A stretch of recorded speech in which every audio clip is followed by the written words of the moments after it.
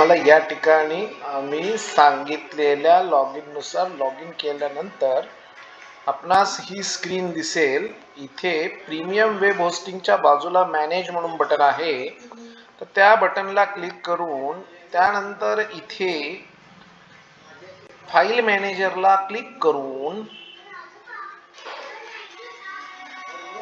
आपण याला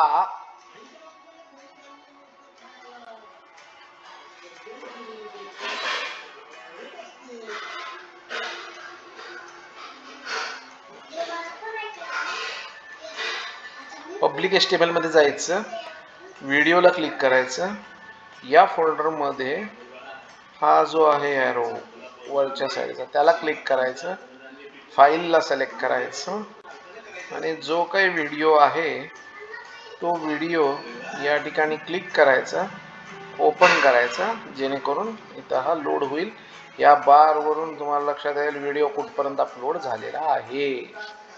तर अशा पद्धतीनं हा व्हिडिओ लोड करायचा आणि जसा व्हिडिओ पूर्णपणे लोड झाला की त्या पद्धतीने तो इथे तुम्हाला लिस्टिंगच्या फॉर्मॅटमध्ये दिसेल.